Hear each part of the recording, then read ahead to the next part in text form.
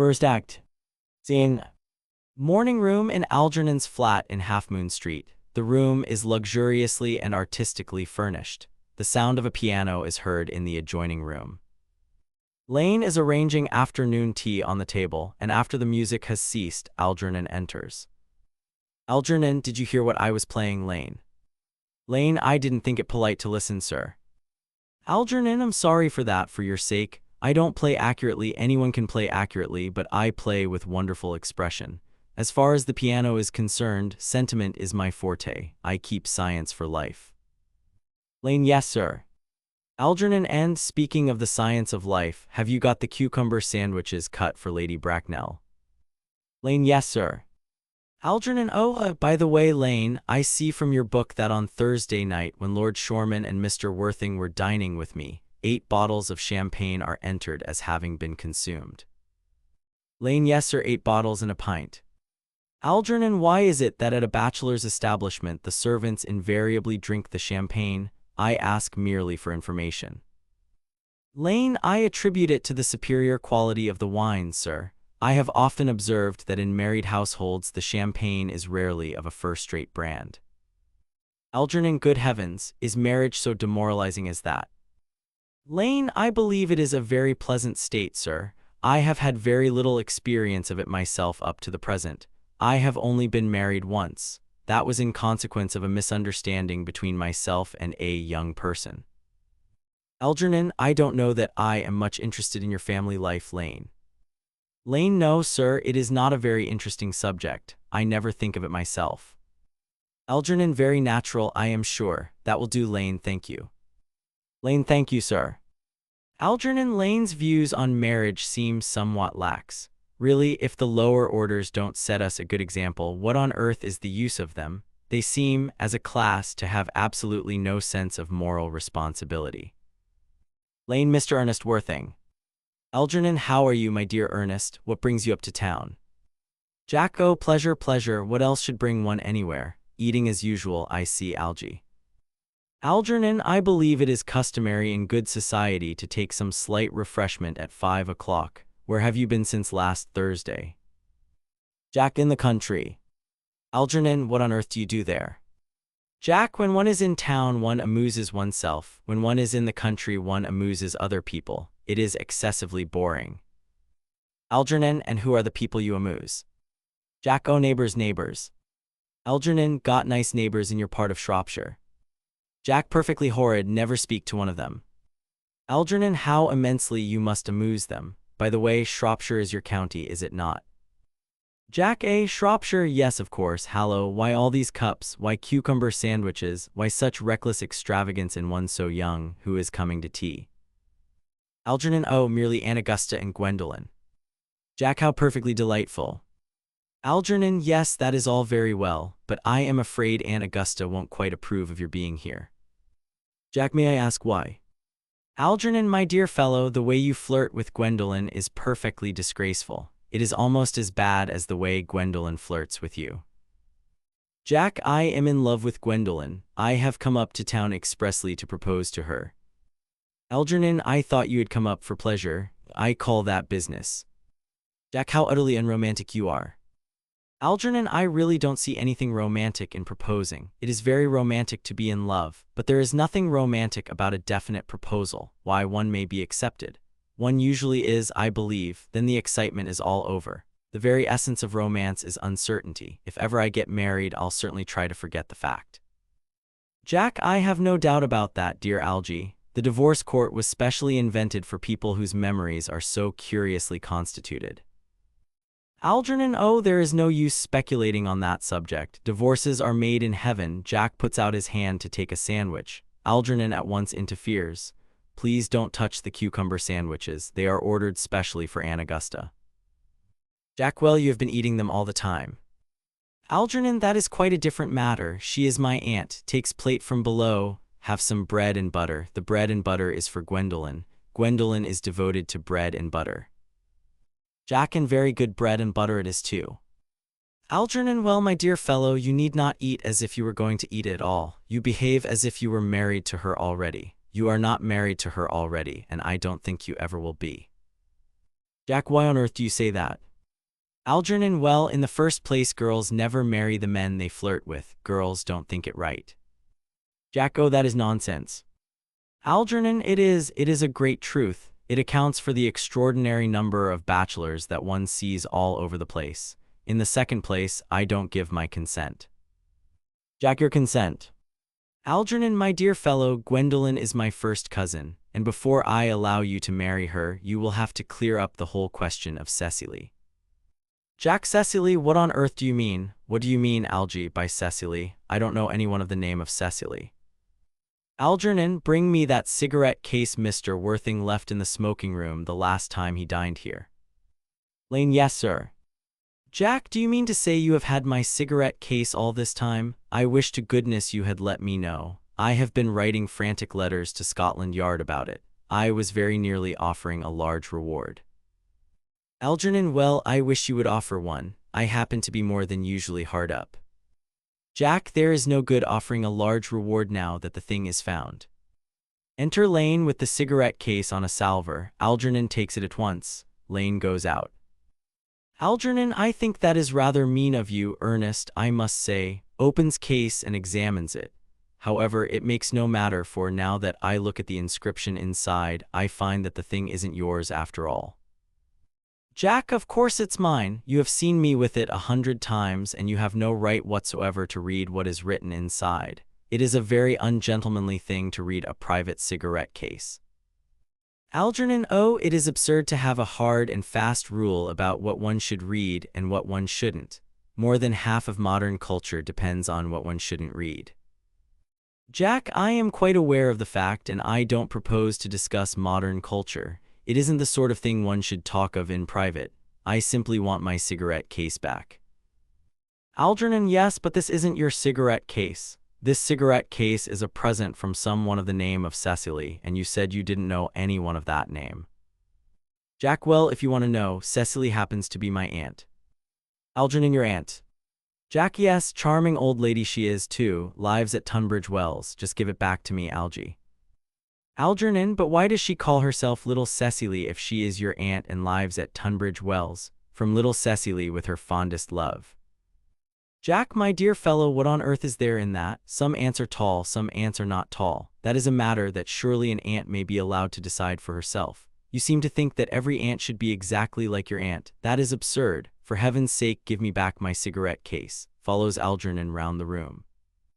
Algernon, yes, but why does your aunt call you her uncle? From Little Cecily with her fondest love to her dear Uncle Jack. There is no objection, I admit, to an aunt being a small aunt, but why an aunt, no matter what her size may be, should call her own nephew her uncle, I can't quite make out. Besides, your name isn't Jack at all, it is Ernest.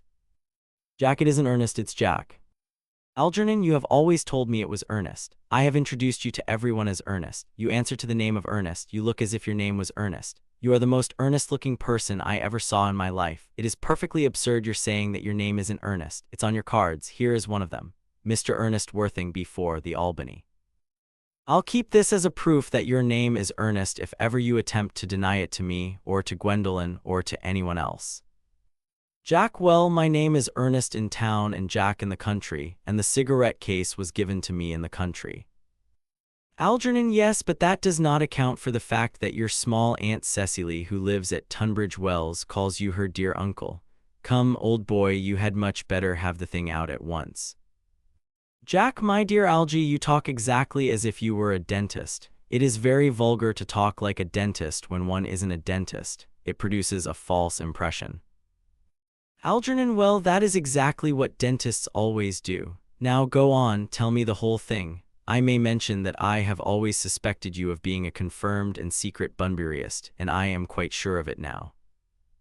Jack, Bunburyist? What on earth do you mean by a Bunburyist? Algernon, I'll reveal to you the meaning of that incomparable expression as soon as you are kind enough to inform me why you are Ernest in town and Jack in the country. Jack, well, produce my cigarette case first. Algernon, here it is. Now produce your explanation and pray make it improbable. Jack, my dear fellow, there's nothing improbable about my explanation at all. In fact, it's perfectly ordinary. Old Mr. Thomas Cardew, who adopted me when I was a little boy, made me in his will guardian to his granddaughter, Miss Cecily Cardew. Cecily, who addresses me as her uncle from motives of respect that you could not possibly appreciate. lives at my place in the country under the charge of her admirable governess, Miss Prism. Algernon, where is that place in the country, by the way? Jack, that is nothing to you, dear boy. You are not going to be invited. I may tell you candidly that the place is not in Shropshire. Algernon, I suspected that, my dear fellow. I have Bunburied all over Shropshire on 2 separate occasions. Now go on. Why are you Ernest in town and Jack in the country? Jack, my dear Algy, I don't know whether you will be able to understand my real motives. You are hardly serious enough. When one is placed in the position of guardian, one has to adopt a very high moral tone on all subjects. It's one's duty to do so. And as a high moral tone can hardly be said to conduce very much to either one's health or one's happiness, in order to get up to town, I have always pretended to have a younger brother of the name of Ernest, who lives in the Albany and gets into the most dreadful scrapes. That, my dear Algy, is the whole truth, pure and simple. Algernon, the truth is rarely pure and never simple. Modern life would be very tedious if it were either, and modern literature a complete impossibility. Jack, that wouldn't be at all a bad thing. Algernon, literary criticism is not your forte, my dear fellow. Don't try it. You should leave that to people who haven't been at a university. They do it so well in the daily papers. What you really are is a Bunburyist. I was quite right in saying you were a Bunburyist. You are one of the most advanced Bunburyists I know. Jack, what on earth do you mean?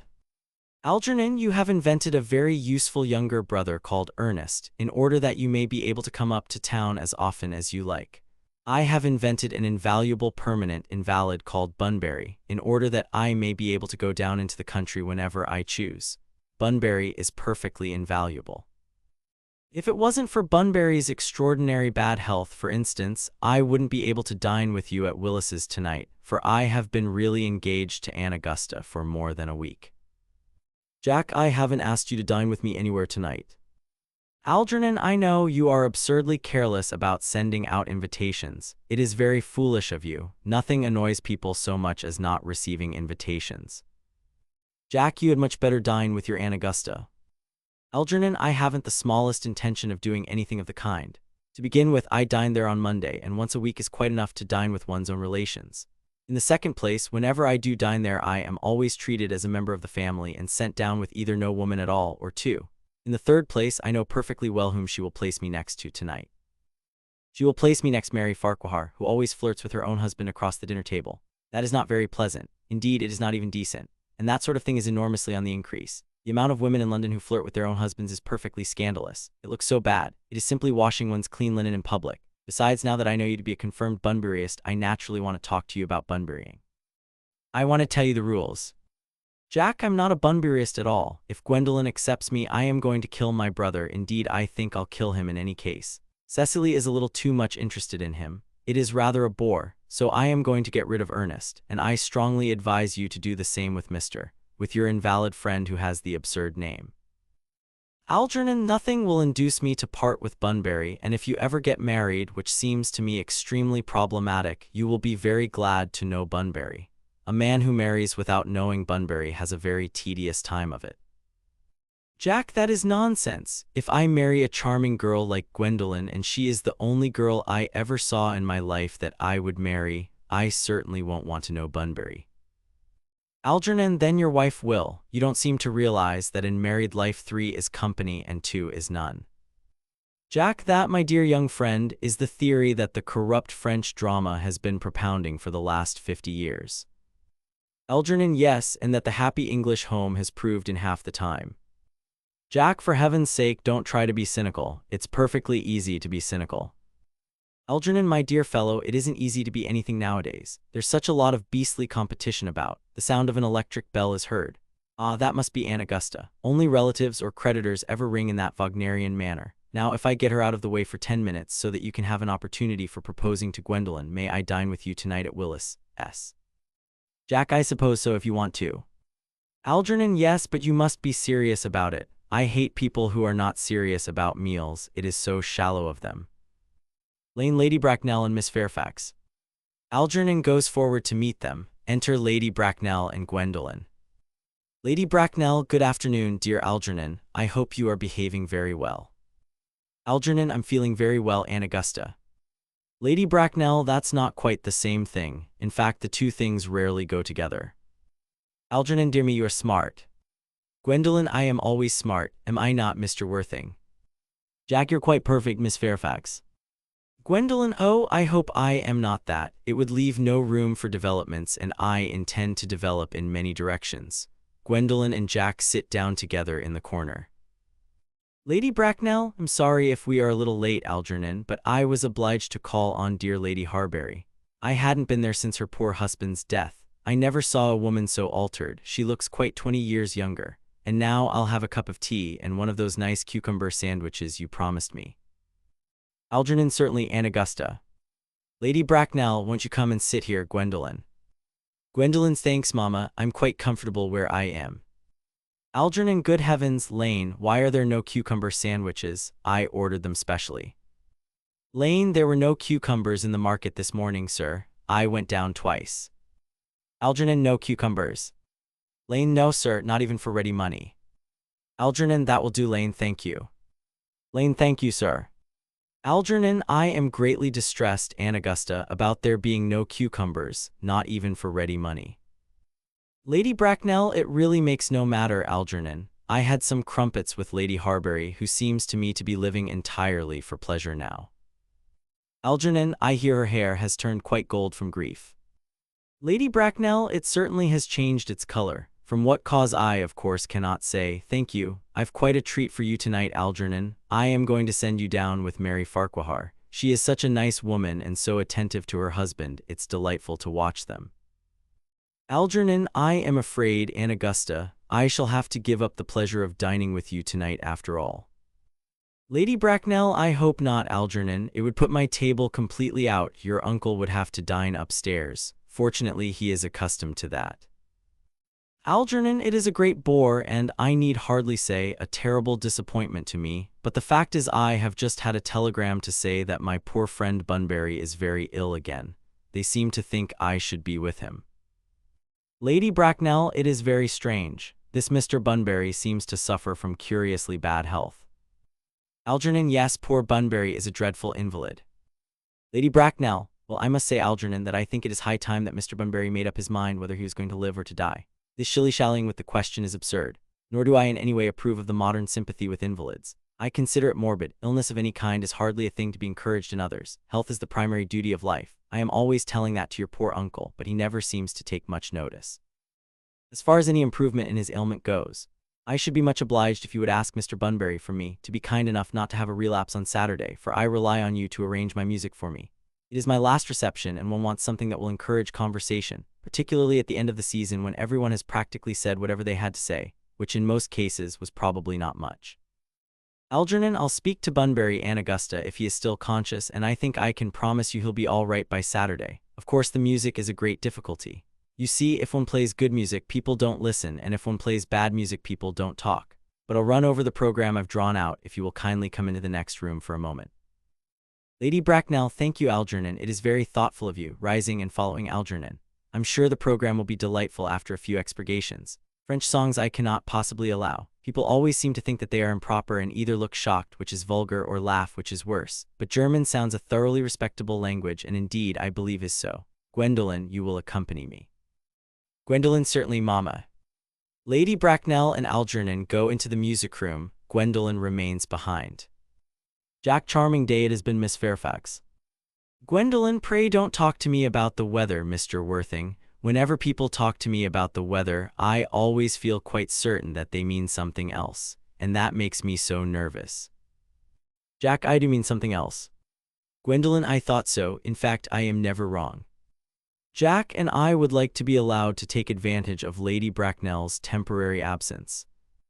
Gwendolen, I would certainly advise you to do so. Mamma has a way of coming back suddenly into a room that I have often had to speak to her about.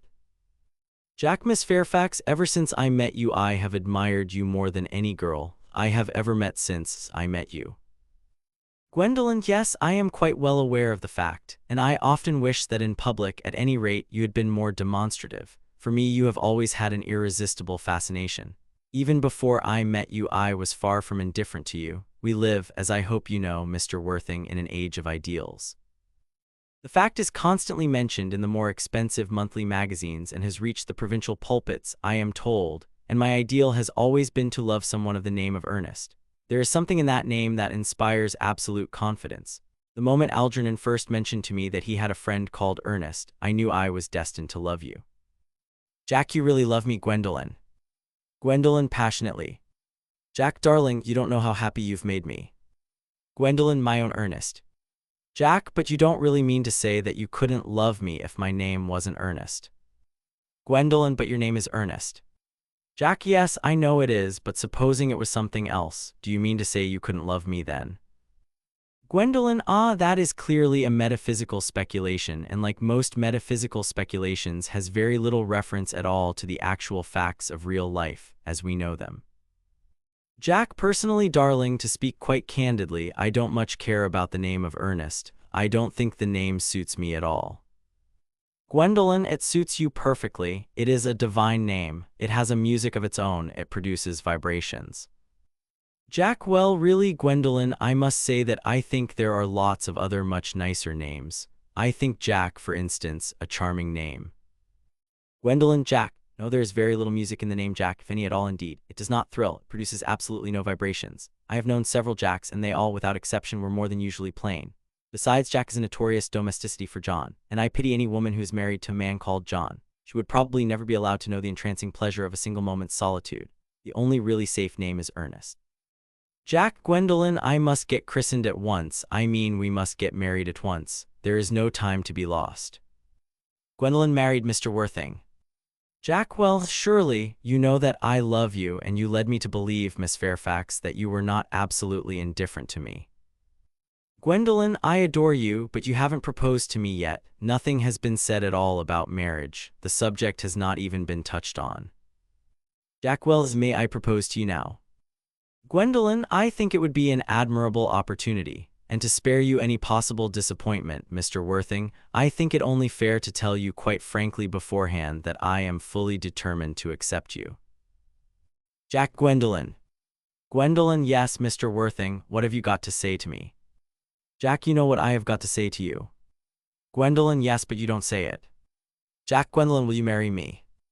Gwendolen, of course I will, darling. How long you've been about it. I am afraid you have had very little experience in how to propose.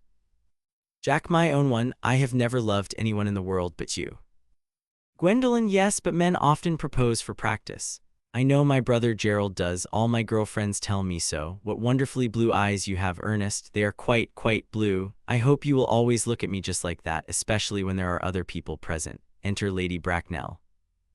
Lady Bracknell, Mr. Worthing, rise, sir, from this semi-recumbent posture. It is most indecorous.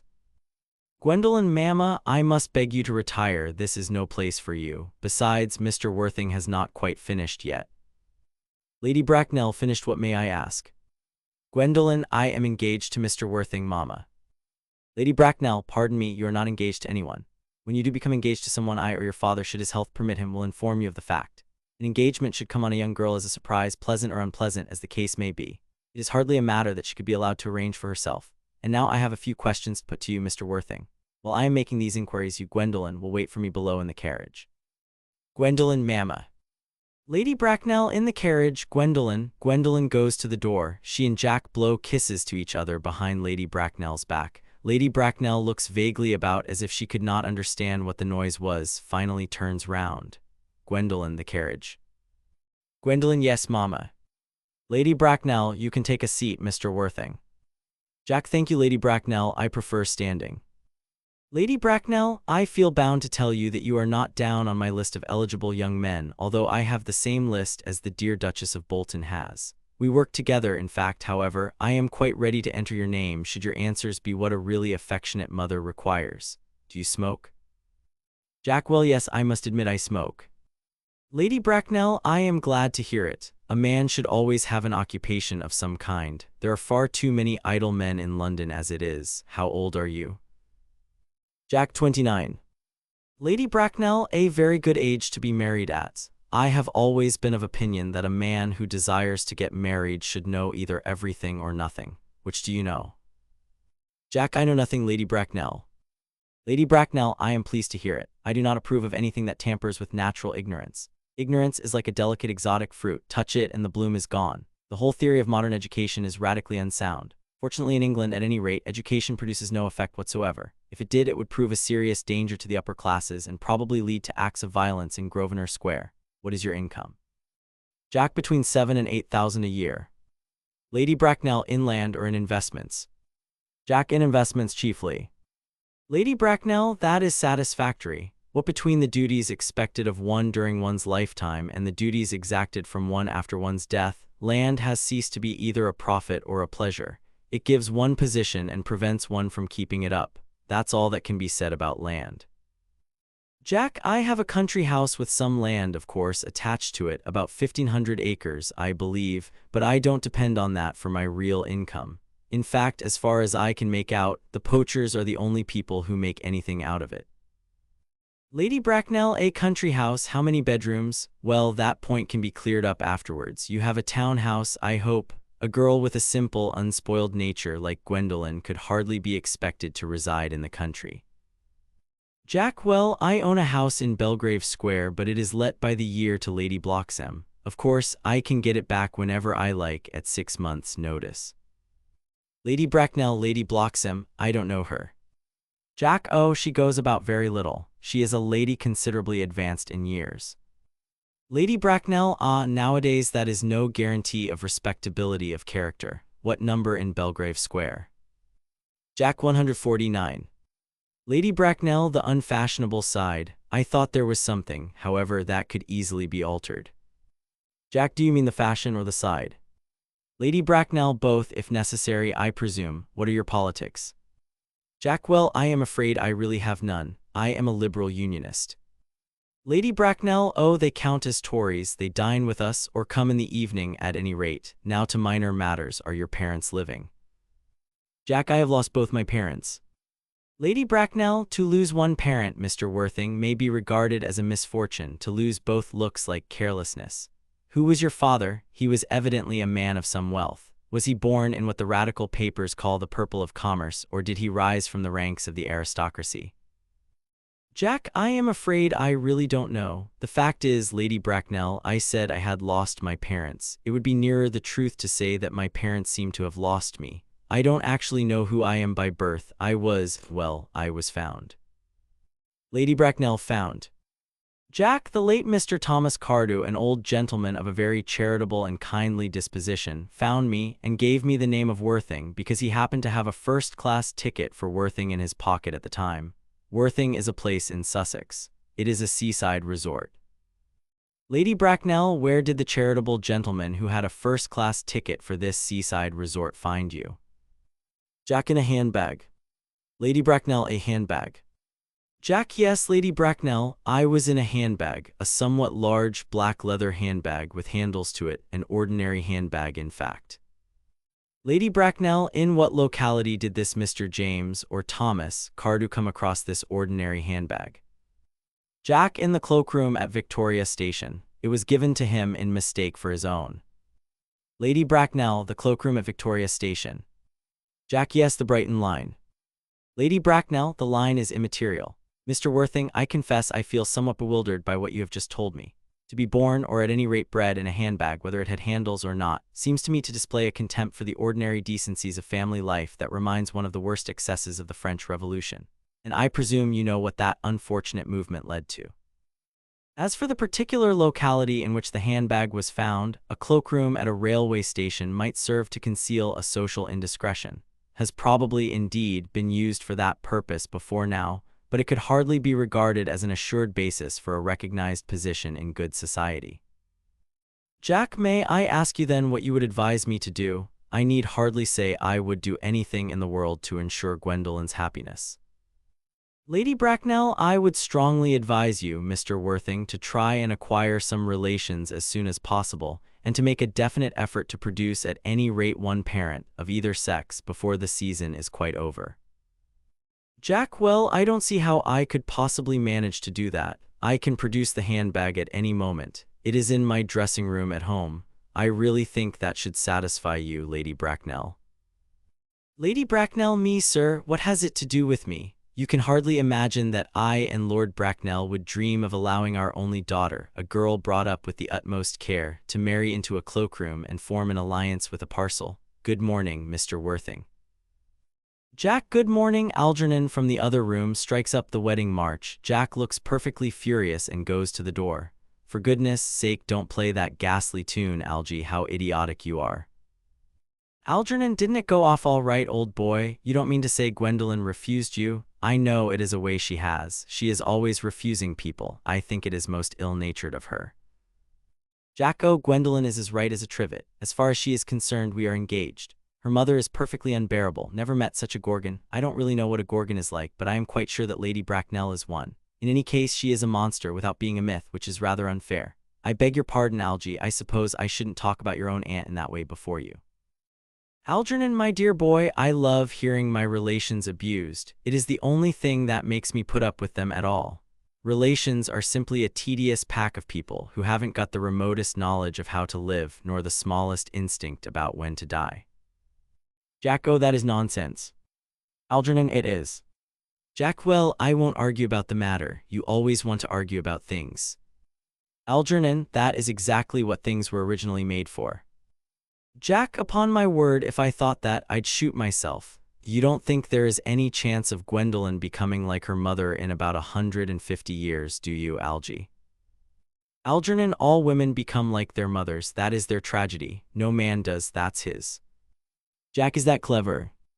Algernon, it is perfectly phrased, and quite as true as any observation in civilized life should be.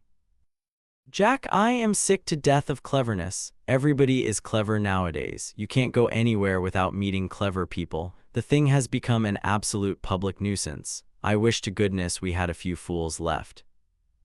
Algernon, we have. Jack, I should extremely like to meet them. What do they talk about? Algernon, the fools. Oh, about the clever people, of course. Jack, what fools? Algernon, by the way, did you tell Gwendolen the truth about your being Ernest in town and Jack in the country? Jack, my dear fellow, the truth isn't quite the sort of thing one tells to a nice, sweet, refined girl. What extraordinary ideas you have about the way to behave to a woman. Algernon, the only way to behave to a woman is to make love to her if she is pretty and to someone else if she is plain. Jack, oh, that is nonsense. Algernon, what about your brother? What about the profligate Ernest? Jack, oh, before the end of the week I shall have got rid of him. I'll say he died in Paris of apoplexy. Lots of people die of apoplexy quite suddenly, don't they? Algernon, yes, but it's hereditary, my dear fellow. It's a sort of thing that runs in families. You had much better say a severe chill. Jack, you are sure a severe chill isn't hereditary or anything of that kind? Algernon, of course it is. Jack, very well then, my poor brother Ernest is carried off suddenly in Paris by a severe chill. That gets rid of him. Algernon, but I thought you said that, and Miss Cardew was a little too much interested in your poor brother Ernest. Won't she feel his loss a good deal? Jack, oh, that is all right. Cecily is not a silly romantic girl, I am glad to say. She has got a capital appetite, goes long walks, and pays no attention at all to her lessons. Algernon, I would rather like to see Cecily. Jack, I will take very good care you never do. She is excessively pretty and she is only just 18. Algernon, have you told Gwendolen yet that you have an excessively pretty ward who is only just 18? Jack, oh, one doesn't blurt these things out to people. Cecily and Gwendolen are perfectly certain to be extremely great friends. I'll bet you anything you like that half an hour after they have met, they will be calling each other sister. Algernon, women only do that when they have called each other a lot of other things first. Now, my dear boy, if we want to get a good table at Willis S., we really must go and dress. Do you know it is nearly 7? Jack, oh, it always is nearly 7. Algernon, well, I'm hungry. Jack, I never knew you when you weren't. Algernon, what shall we do after dinner? Go to a theater. Jack, oh no, I loathe listening. Algernon, well, let us go to the club. Jack, oh no, I hate talking. Algernon, well, we might trot round to the Empire at 10. Jack, oh no, I can't bear looking at things, it is so silly. Algernon, well, what shall we do? Jack, nothing. Algernon, it is awfully hard work doing nothing. However, I don't mind hard work where there is no definite object of any kind. Lane, Miss Fairfax. Algernon, Gwendolen, upon my word. Gwendolen, Algie, kindly turn your back. I have something very particular to say to Mr. Worthing. Algernon, really, Gwendolen, I don't think I can allow this at all. Gwendolen, Algie, you always adopt a strictly immoral attitude towards life. You are not quite old enough to do that. Algernon retires to the fireplace. Jack, my own darling. Gwendolen, Ernest, we may never be married. From the expression on Mama's face, I fear we never shall. Few parents nowadays pay any regard to what their children say to them. The old-fashioned respect for the young is fast dying out. Whatever influence I ever had over Mama, I lost at the age of 3. But although she may prevent us from becoming man and wife, and I may marry someone else and marry often, nothing that she can possibly do can alter my eternal devotion to you. Jack, dear Gwendolen. Gwendolen, the story of your romantic origin, as related to me by Mama with unpleasing comments, has naturally stirred the deeper fibers of my nature. Your Christian name has an irresistible fascination. The simplicity of your character makes you exquisitely incomprehensible to me. Your town address at the Albany I have. What is your address in the country? Jack, the Manor House, Wilton, Hertfordshire. Algernon, who has been carefully listening, smiles to himself and writes the address on his shirt cuff, then picks up the railway guide. Gwendolen, there is a good postal service, I suppose. It may be necessary to do something desperate. That, of course, will require serious consideration. I will communicate with you daily. Jack, my own one. Gwendolen, how long do you remain in town? Jack, till Monday. Gwendolen, good. Algie, you may turn round now. Algernon, thanks, I've turned round already. Gwendolen, you may also ring the bell. Jack, you will let me see you to your carriage, my own darling. Gwendolen, certainly. Jack, I will see Miss Fairfax out. Lane, yes, sir. Lane presents several letters on a salver to Algernon. It is to be surmised that they are bills, as Algernon, after looking at the envelopes, tears them up. Algernon, a glass of sherry. Lane. Lane, yes, sir. Algernon, tomorrow. Lane, I'm going Bunburying. Lane, yes, sir. Algernon, I shall probably not be back till Monday. You can put up my dress clothes, my smoking jacket, and all the Bunbury suits. Lane, yes, sir. Algernon, I hope tomorrow will be a fine day. Lane. Lane, it never is, sir. Algernon, Lane, you're a perfect pessimist. Lane, I do my best to give satisfaction, sir. Jack, there's a sensible, intellectual girl, the only girl I ever cared for in my life. What on earth are you so amused at? Algernon, oh, I'm a little anxious about poor Bunbury, that is all. Jack, if you don't take care, your friend Bunbury will get you into a serious scrape someday. Algernon, I love scrapes. They are the only things that are never serious. Jack, oh, that's nonsense, Algie. You never talk anything but nonsense. Algernon, nobody ever does. Jack looks indignantly at him and leaves the room. Algernon lights a cigarette, reads his shirt cuff, and smiles. Act drop.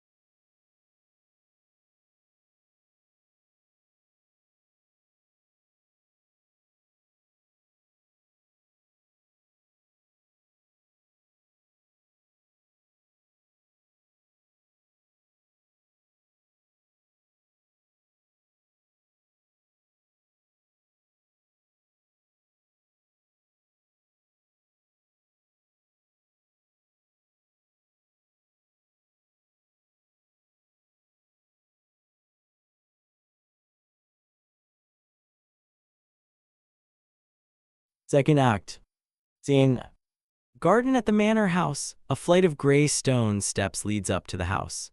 The garden, an old-fashioned one full of roses. Time of year, July. Basket chairs and a table covered with books are set under a large yew tree.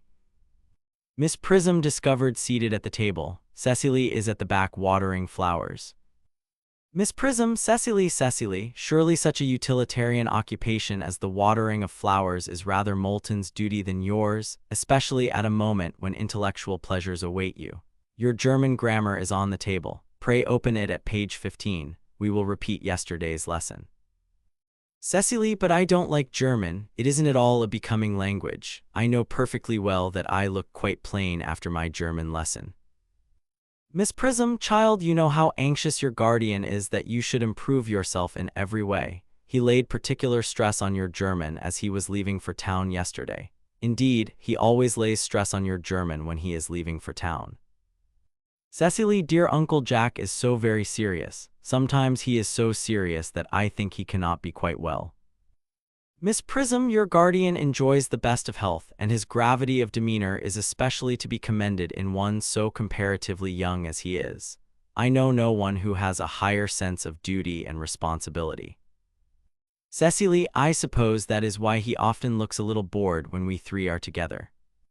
Miss Prism, Cecily, I am surprised at you. Mr. Worthing has many troubles in his life. Idle merriment and triviality would be out of place in his conversation. You must remember his constant anxiety about that unfortunate young man, his brother. Cecily, I wish Uncle Jack would allow that unfortunate young man, his brother, to come down here sometimes. We might have a good influence over him, Miss Prism. I am sure you certainly would. You know, German and geology and things of that kind influence a man very much. Cecily begins to write in her diary. Miss Prism, I do not think that even I could produce any effect on a character that, according to his own brother's admission, is irretrievably weak and vacillating. Indeed, I am not sure that I would desire to reclaim him. I am not in favor of this modern mania for turning bad people into good people at a moment's notice. As a man sows, so let him reap. You must put away your diary, Cecily. I really don't see why you should keep a diary at all. Cecily, I keep a diary in order to enter the wonderful secrets of my life. If I didn't write them down, I should probably forget all about them. Miss Prism, memory, my dear Cecily, is the diary that we all carry about with us. Cecily, yes, but it usually chronicles the things that have never happened and couldn't possibly have happened. I believe that memory is responsible for nearly all the 3-volume novels that Mudie sends us.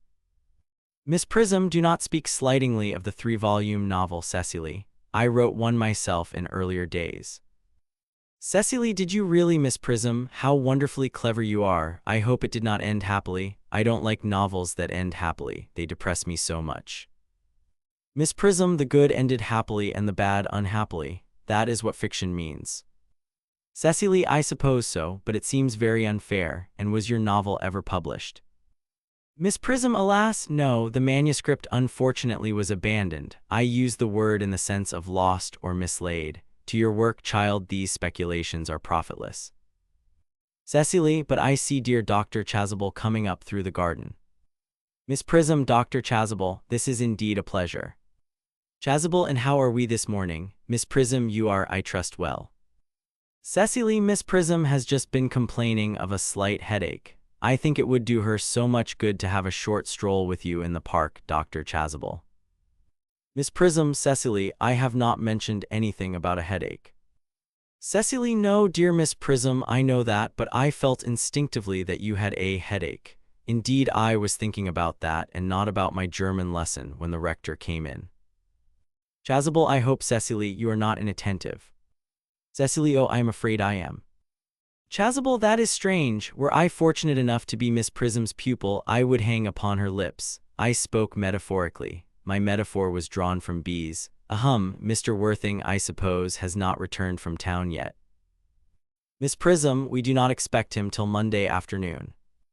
Chasuble, ah yes, he usually likes to spend his Sunday in London. He is not one of those whose sole aim is enjoyment, as by all accounts that unfortunate young man his brother seems to be, but I must not disturb Egeria and her pupil any longer.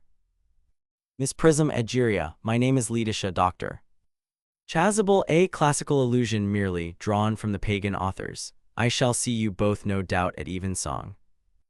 Miss Prism, I think, dear Doctor, I will have a stroll with you. I find I have a headache after all, and a walk might do it good. Chasuble, with pleasure, Miss Prism, with pleasure. We might go as far as the schools and back. Miss Prism, that would be delightful. Cecily, you will read your political economy in my absence. The chapter on the fall of the rupee you may omit, it is somewhat too sensational. Even these metallic problems have their melodramatic side. Cecily, horrid political economy, horrid geography, horrid German.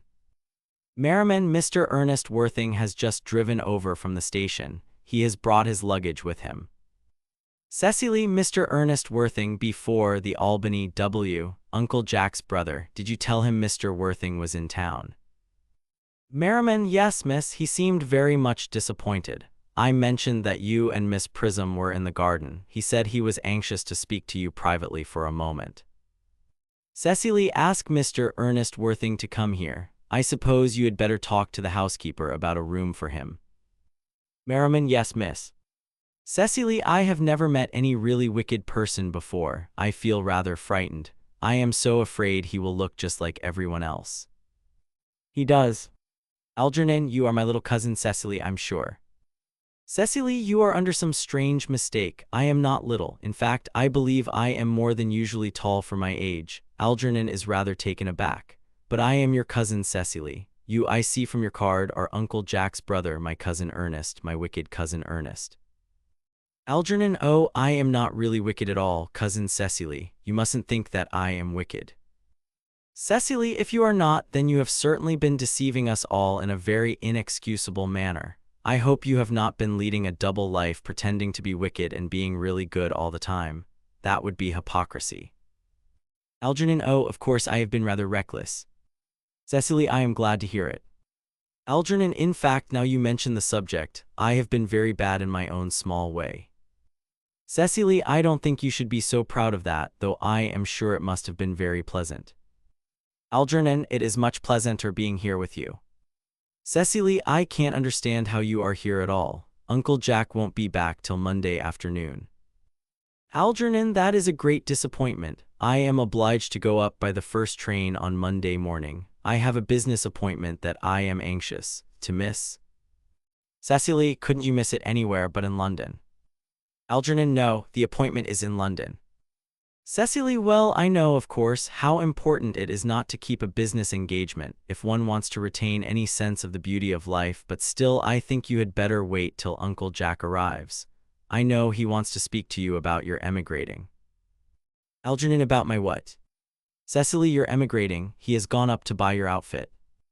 Algernon, I certainly wouldn't let Jack buy my outfit. He has no taste in neckties at all. Cecily, I don't think you will require neckties. Uncle Jack is sending you to Australia. Algernon, Australia, I'd sooner die. Cecily, well, he said at dinner on Wednesday night that you would have to choose between this world, the next world, and Australia.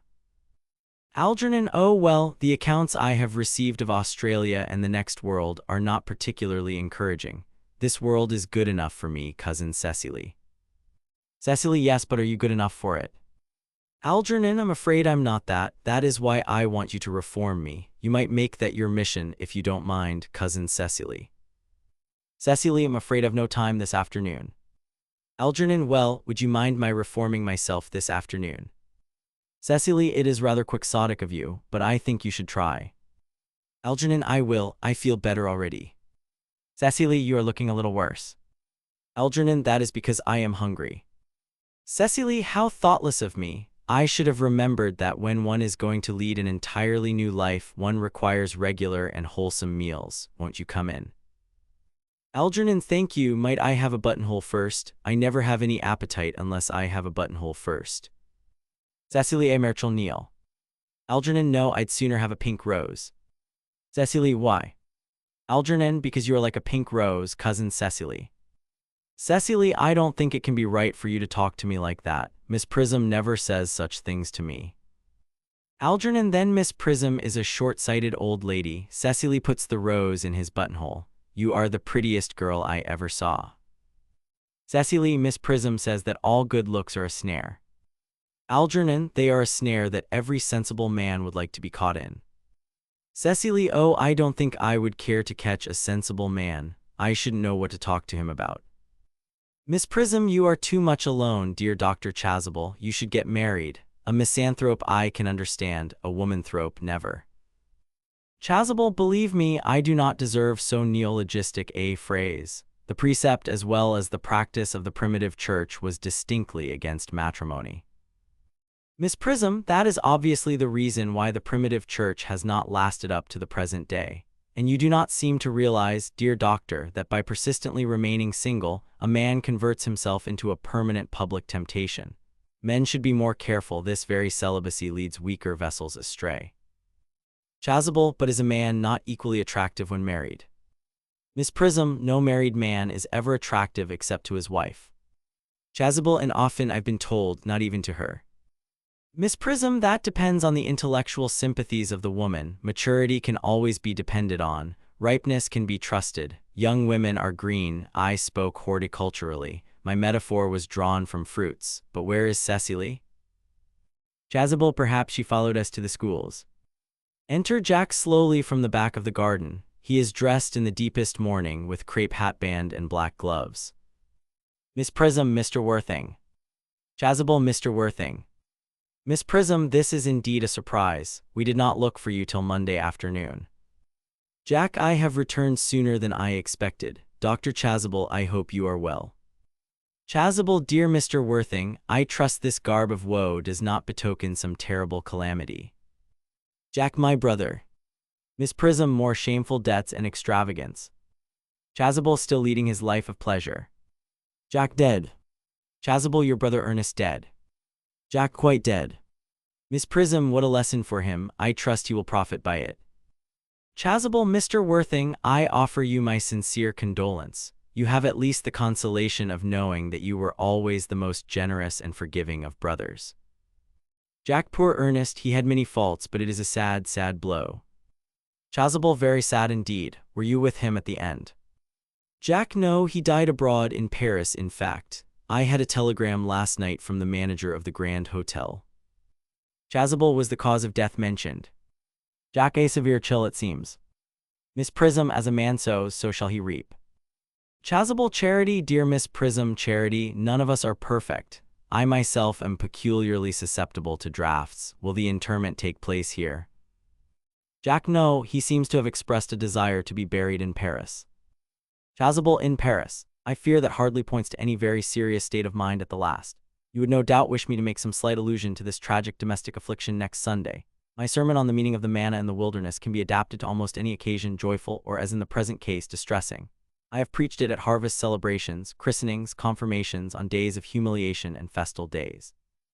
The last time I delivered it was in the cathedral, as a charity sermon on behalf of the Society for the Prevention of Discontent among the Upper Orders. The bishop, who was present, was much struck by some of the analogies I drew. Jack, that reminds me, you mentioned christenings, I think. Dr. Chasuble, I suppose you know how to christen all right? Dr. Chasuble looks astounded. I mean, of course, you are continually christening, aren't you? Miss Prism, it is, I regret to say, one of the rector's most constant duties in this parish. I have often spoken to the poorer classes on the subject, but they don't seem to know what thrift is. Chasuble, but is there any particular infant in whom you are interested, Mr. Worthing? Your brother was, I believe, unmarried, was he not? Jack, oh yes. Miss Prism, people who live entirely for pleasure usually are. Jack, but it is not for any child, dear doctor. I am very fond of children. No, the fact is, I would like to be christened myself this afternoon if you have nothing better to do. Chasuble, but surely, Mr. Worthing, you have been christened already. Jack, I don't remember anything about it. Chasuble, but have you any grave doubts on the subject? Jack, I certainly intend to have. Of course, I don't know if the thing would bother you in any way, or if you think I am a little too old now. Chasuble, not at all. The sprinkling and indeed the immersion of adults is a perfectly canonical practice. Jack, immersion. Chasuble, you need have no apprehensions. Sprinkling is all that is necessary, or indeed I think advisable. Our weather is so changeable. At what hour would you wish the ceremony performed? Jack, oh, I might trot round about 5 if that would suit you. Chasuble, perfectly. In fact, I have 2 similar ceremonies to perform at that time. A case of twins that occurred recently in one of the outlying cottages on your own estate. Poor Jenkins the carter, a most hard-working man.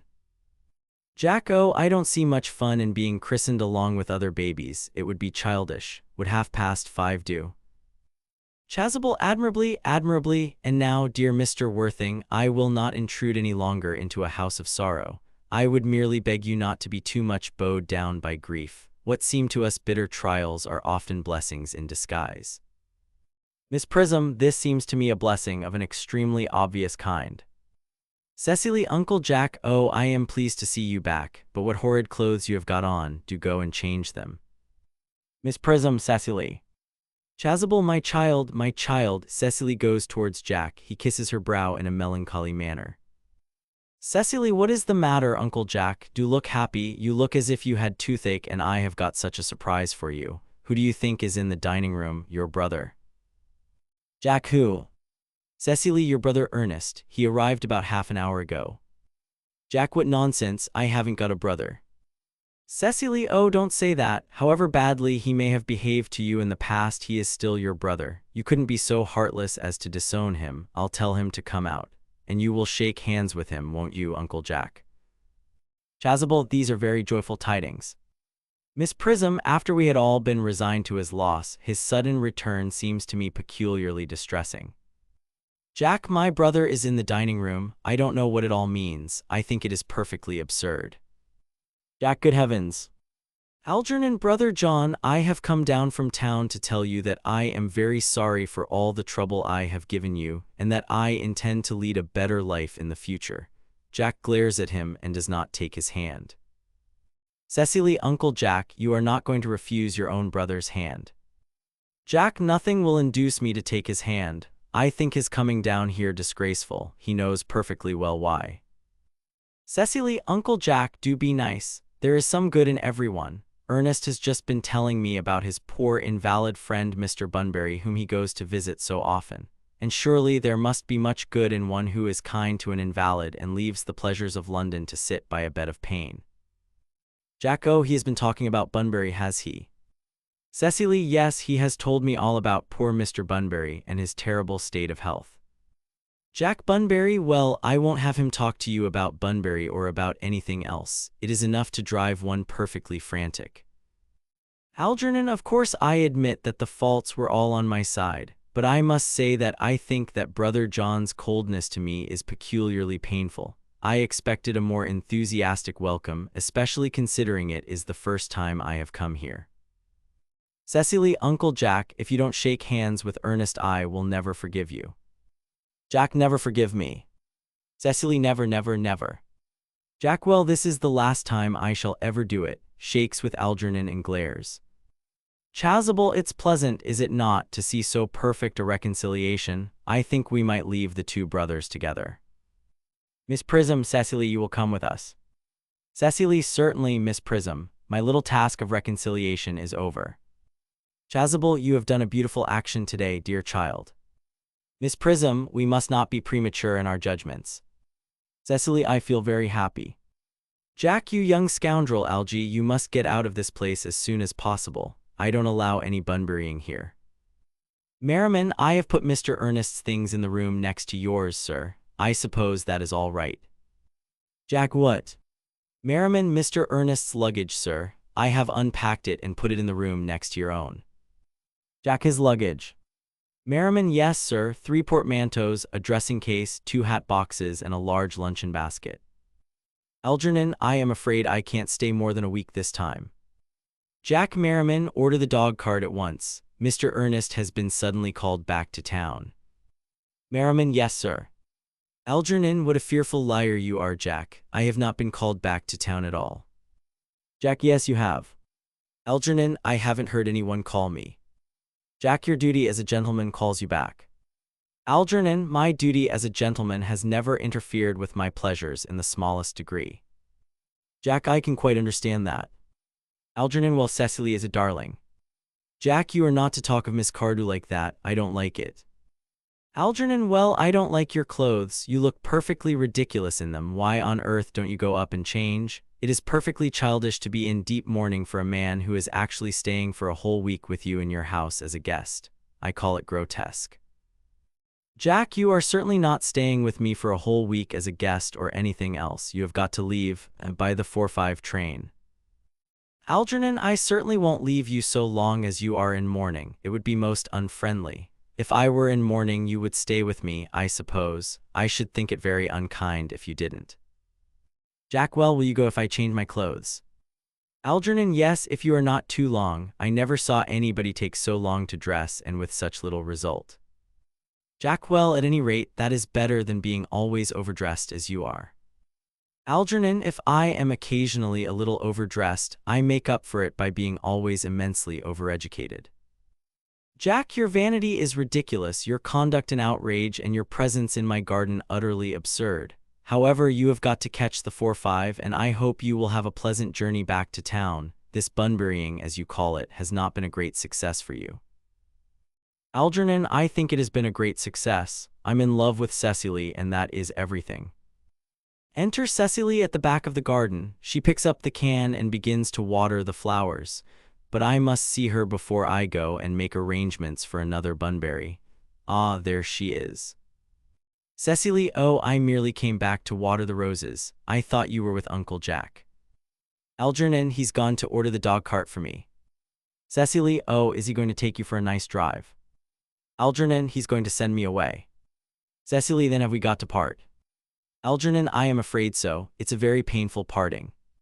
Cecily, it is always painful to part from people whom one has known for a very brief space of time. The absence of old friends one can endure with equanimity, but even a momentary separation from anyone to whom one has just been introduced is almost unbearable. Algernon, thank you. Merriman, the dog cart is at the door, sir. Algernon looks appealingly at Cecily. Cecily, it can wait, Merriman, for 5 minutes. Merriman, yes, miss. Algernon, I hope, Cecily, I shall not offend you if I state quite frankly and openly that you seem to me to be in every way the visible personification of absolute perfection.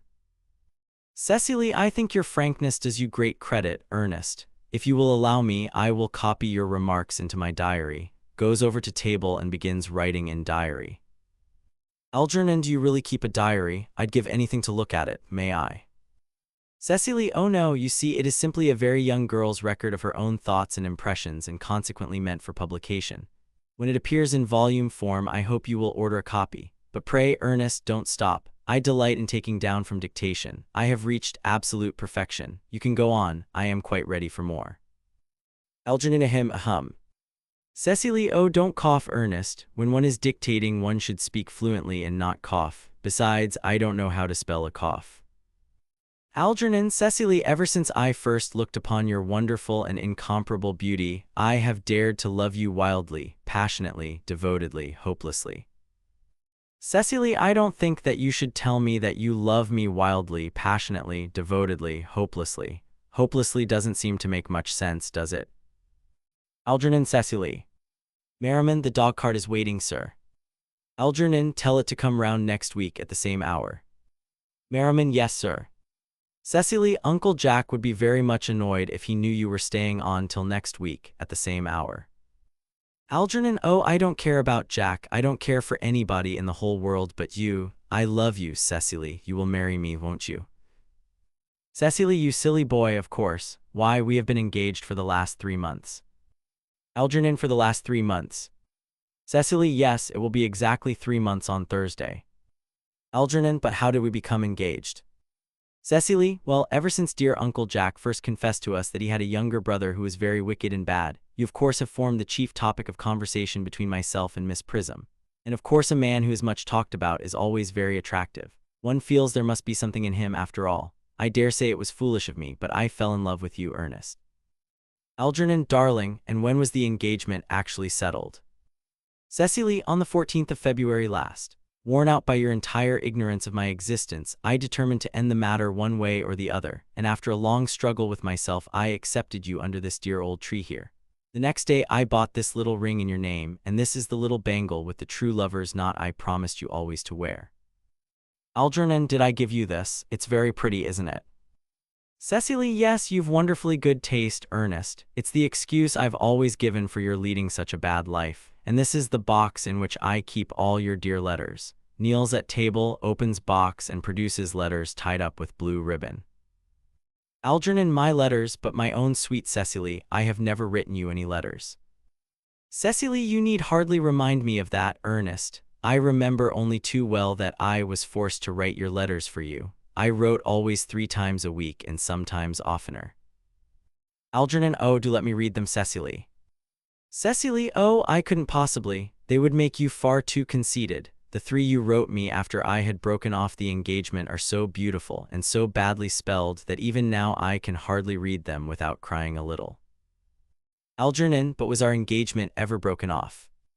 Cecily, of course it was, on the 22nd of last March. You can see the entry if you like. Today I broke off my engagement with Ernest. I feel it is better to do so. The weather still continues charming. Algernon, but why on earth did you break it off? What had I done? I had done nothing at all. Cecily, I am very much hurt indeed to hear you broke it off, particularly when the weather was so charming. Cecily, it would hardly have been a really serious engagement if it hadn't been broken off at least once, but I forgave you before the week was out. Algernon, what a perfect angel you are, Cecily. Cecily, you dear romantic boy. He kisses her. She puts her fingers through his hair. I hope your hair curls naturally, does it? Algernon, yes, darling, with a little help from others. Cecily, I am so glad. Algernon, you'll never break off our engagement again, Cecily. Cecily, I don't think I could break it off now that I have actually met you. Besides, of course, there is the question of your name. Algernon, yes, of course. Cecily, you must not laugh at me, darling, but it had always been a girlish dream of mine to love someone whose name was Ernest. Algernon rises, Cecily also. There is something in that name that seems to inspire absolute confidence. I pity any poor married woman whose husband is not called Ernest. Algernon, but my dear child, do you mean to say you could not love me if I had some other name? Cecily, but what name? Algernon, oh, any name you like, Algernon, for instance. Cecily, but I don't like the name of Algernon. Algernon, well, my own dear, sweet, loving little darling, I really can't see why you should object to the name of Algernon. It is not at all a bad name. In fact, it is rather an aristocratic name. Half of the chaps who get into the bankruptcy court are called Algernon. But seriously, Cecily, if my name was Algie, couldn't you love me? Cecily, I might respect you, Ernest. I might admire your character, but I fear that I should not be able to give you my undivided attention. Algernon, Cecily, your rector here is, I suppose, thoroughly experienced in the practice of all the rites and ceremonials of the church. Cecily, oh yes, Dr. Chasuble is a most learned man. He has never written a single book, so you can imagine how much he knows. Algernon, I must see him at once on a most important christening. I mean on most important business. Cecily, oh. Algernon, I shan't be away more than half an hour. Cecily, considering that we have been engaged since February the 14th and that I only met you today for the first time, I think it is rather hard that you should leave me for so long a period as half an hour. Couldn't you make it 20 minutes? Algernon, I'll be back in no time. Cecily, what an impetuous boy he is. I like his hair so much. I must enter his proposal in my diary. Merriman, Miss Fairfax has just called to see Mr. Worthing. On very important business, Miss Fairfax states. Cecily, isn't Mr. Worthing in his library? Merriman, Mr. Worthing went over in the direction of the rectory some time ago. Cecily, pray ask the lady to come out here. Mr. Worthing is sure to be back soon, and you can bring tea. Merriman, yes, miss. Cecily, Miss Fairfax, I suppose one of the many good elderly women who are associated with Uncle Jack in some of his philanthropic work in London. I don't quite like women who are interested in philanthropic work. I think it is so forward of them. Merriman, Miss Fairfax. Cecily, pray let me introduce myself to you. My name is Cecily Cardew. Gwendolen, Cecily Cardew, what a very sweet name. Something tells me that we are going to be great friends. I like you already more than I can say. My first impressions of people are never wrong. Cecily, how nice of you to like me so much after we have known each other such a comparatively short time. Pray sit down. Gwendolen, I may call you Cecily, may I not? Cecily, with pleasure. Gwendolen, and you will always call me Gwendolen, won't you? Cecily, if you wish. Gwendolen, then that is all quite settled, is it not? Cecily, I hope so. Gwendolen, perhaps this might be a favorable opportunity for my mentioning who I am. My father is Lord Bracknell. You have never heard of Papa, I suppose. Cecily, I don't think so. Gwendolen, outside the family circle, Papa, I am glad to say, is entirely unknown. I think that is quite as it should be. The home seems to me to be the proper sphere for the man, and certainly once a man begins to neglect his domestic duties he becomes painfully effeminate, does he not? And I don't like that. It makes men so very attractive. Cecily, Mama, whose views on education are remarkably strict, has brought me up to be extremely short-sighted. It is part of her system, so do you mind my looking at you through my glasses? Cecily, oh, not at all, Gwendolen. I am very fond of being looked at. Gwendolen, you are here on a short visit, I suppose. Cecily, oh no, I live here. Gwendolen, really? Your mother, no doubt, or some female relative of advanced years, resides here also. Cecily, oh no, I have no mother nor in fact any relations. Gwendolen, indeed. Cecily, my dear guardian, with the assistance of Miss Prism, has the arduous task of looking after me. Gwendolen, your guardian. Cecily, yes, I am Mr. Worthing's ward. Gwendolen, oh, it is strange he never mentioned to me that he had a ward. How secretive of him. He grows more interesting hourly. I am not sure, however, that the news inspires me with feelings of unmixed delight. I am very fond of you, Cecily. I have liked you ever since I met you. But I am bound to state that now that I know that you are Mr. Worthing's ward, I cannot help expressing a wish you were, well, just a little older than you seem to be, and not quite so very alluring in appearance. In fact, if I may speak candidly, Cecily, pray do. I think that whenever one has anything unpleasant to say, one should always be quite candid. Gwendolen, well, to speak with perfect candor, Cecily, I wish that you were fully 42 and more than usually plain for your age. Ernest has a strong, upright nature. He is the very soul of truth and honor. Disloyalty would be as impossible to him as deception. But even men of the noblest possible moral character are extremely susceptible to the influence of the physical charms of others. Modern, no less than ancient history, supplies us with many most painful examples of what I refer to. If it were not so, indeed, history would be quite unreadable. Cecily, I beg your pardon. Gwendolen, did you say Ernest? Gwendolen, yes. Cecily, oh, but it is not Mr. Ernest Worthing who is my guardian. It is his brother, his elder brother. Gwendolen, Ernest never mentioned to me that he had a brother. Cecily, I am sorry to say they have not been on good terms for a long time. Gwendolen, ah, that accounts for it. And now that I think of it, I have never heard any man mention his brother. The subject seems distasteful to most men. Cecily, you have lifted a load from my mind. I was growing almost anxious. It would have been terrible if any cloud had come across a friendship like ours, would it not? Of course you're quite sure that it is not Mr. Ernest Worthing who is your guardian. Cecily, quite sure. In fact, I am going to be his. Gwendolen, I beg your pardon. Cecily, dearest Gwendolen, there is no reason why I should make a secret of it to you. Our little county newspaper is sure to chronicle the fact next week. Mr. Ernest Worthing and I are engaged to be married. Gwendolen, my darling Cecily, I think there must be some slight error. Mr. Ernest Worthing is engaged to me. The announcement will appear in the Morning Post on Saturday at the latest. Cecily, I am afraid you must be under some misconception. Ernest proposed to me exactly 10 minutes ago. Show's diary. Gwendolen, it is certainly very curious, for he asked me to be his wife yesterday afternoon at 5:3. If you would care to verify the incident, pray do so. Produce his diary of her own. I never travel without my diary. One should always have something sensational to read in the train. I am so sorry, dear Cecily, if it is any disappointment to you, but I am afraid I have the prior claim. Cecily, it would distress me more than I can tell you, dear Gwendolen, if it caused you any mental or physical anguish, but I feel bound to point out that since Ernest proposed to you, he clearly has changed his mind. Gwendolen, if the poor fellow has been entrapped into any foolish promise, I shall consider it my duty to rescue him at once and with a firm hand. Cecily, whatever unfortunate entanglement my dear boy may have got into, I will never reproach him with it after we are married. Gwendolen, do you allude to me, Miss Cardew, as an entanglement? You are presumptuous. On an occasion of this kind, it becomes more than a moral duty to speak one's mind. It becomes a pleasure. Cecily, do you suggest, Miss Fairfax, that I entrapped Ernest into an engagement? How dare you? This is no time for wearing the shallow mask of manners. When I see a spade, I call it a spade. Gwendolen, I am glad to say that I have never seen a spade. It is obvious that our social spheres have been widely different. Enter Merriman, followed by the footman. He carries a salver, tablecloth, and plate stand. Cecily is about to retort. The presence of the servants exercises a restraining influence under which both girls chafe. Merriman, shall I lay tea here as usual, miss?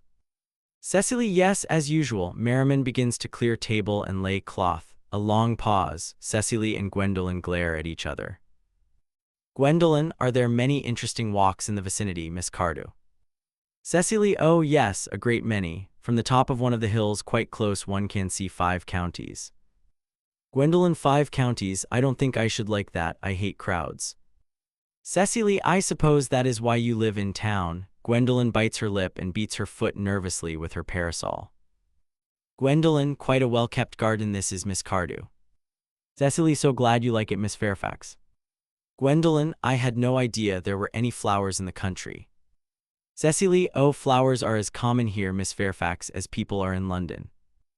Gwendolen, personally I cannot understand how anybody manages to exist in the country, if anybody who is anybody does. The country always bores me to death. Cecily, this is what the newspapers call agricultural depression, is it not? I believe the aristocracy are suffering very much from it just at present. It is almost an epidemic amongst them, I have been told. May I offer you some tea, Miss Fairfax? Gwendolen, thank you, detestable girl, but I require tea. Cecily, sugar. Gwendolen, no, thank you, sugar is not fashionable anymore. Cecily looks angrily at her, takes up the tongs and puts 4 lumps of sugar into the cup. Cecily, cake or bread and butter? Gwendolen, bread and butter, please. Cake is rarely seen at the best houses nowadays. Cecily, hand that to Miss Fairfax.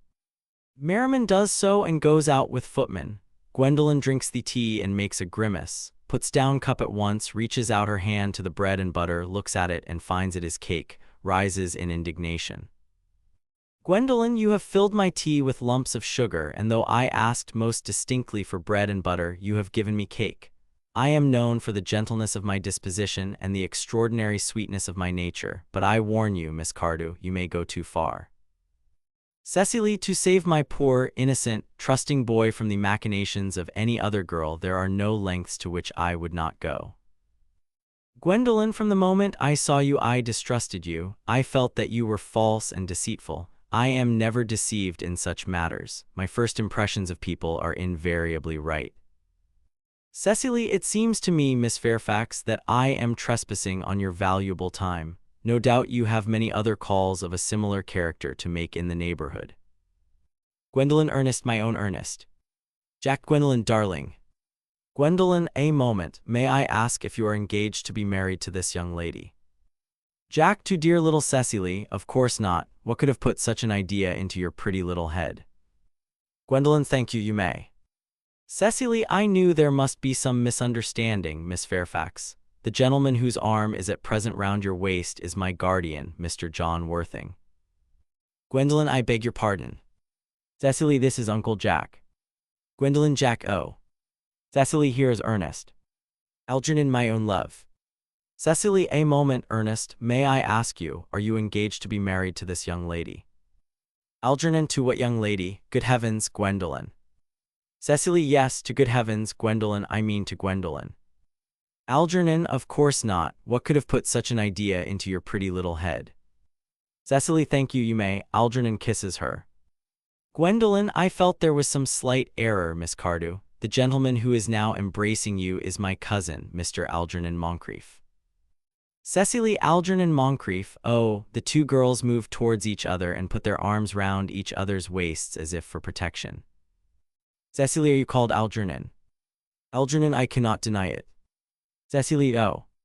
Gwendolen, is your name really John? Jack, I could deny it if I liked. I could deny anything if I liked, but my name certainly is John. It has been John for years. Cecily, a gross deception has been practiced on both of us. Gwendolen, my poor wounded Cecily. Cecily, my sweet wronged Gwendolen. Gwendolen, you will call me sister, will you not? They embrace. Jack and Algernon groan and walk up and down. Cecily, there is just one question I would like to be allowed to ask my guardian. Gwendolen, an admirable idea, Mr. Worthing, there is just one question I would like to be permitted to put to you. Where is your brother Ernest? We are both engaged to be married to your brother Ernest, so it is a matter of some importance to us to know where your brother Ernest is at present. Jack, Gwendolen, Cecily, it is very painful for me to be forced to speak the truth. It is the first time in my life that I have ever been reduced to such a painful position, and I am really quite inexperienced in doing anything of the kind. However, I will tell you quite frankly that I have no brother Ernest. I have no brother at all. I never had a brother in my life, and I certainly have not the smallest intention of ever having one in the future. Cecily, no brother at all. Jack, none. Gwendolen, had you never a brother of any kind? Jack, never, not even of any kind. Gwendolen, I am afraid it is quite clear, Cecily, that neither of us is engaged to be married to anyone. Cecily, it is not a very pleasant position for a young girl suddenly to find herself in, is it? Gwendolen, let us go into the house. They will hardly venture to come after us there. Cecily, no, men are so cowardly, aren't they? Jack, this ghastly state of things is what you call Bunburying, I suppose. Algernon, yes, and a perfectly wonderful Bunbury it is, the most wonderful Bunbury I have ever had in my life. Jack, well, you've no right whatsoever to Bunbury here. Algernon, that is absurd. One has a right to Bunbury anywhere one chooses. Every serious Bunburyist knows that. Jack, serious Bunburyist, good heavens. Algernon, well, one must be serious about something if one wants to have any amusement in life. I happen to be serious about Bunburying. What on earth you are serious about I haven't got the remotest idea. About everything, I should fancy. You have such an absolutely trivial nature. Jack, well, the only small satisfaction I have in the whole of this wretched business is that your friend Bunbury is quite exploded. You won't be able to run down to the country quite so often as you used to do, dear Algy, and a very good thing too. Algernon, your brother is a little off color, isn't he, dear Jack? You won't be able to disappear to London quite so frequently as your wicked custom was, and not a bad thing either. Jack, as for your conduct towards Miss Cardew, I must say that your taking in a sweet, simple, innocent girl like that is quite inexcusable, to say nothing of the fact that she is my ward. Algernon, I can see no possible defense at all for your deceiving a brilliant, clever, thoroughly experienced young lady like Miss Fairfax, to say nothing of the fact that she is my cousin. Jack, I wanted to be engaged to Gwendolen, that is all. I love her.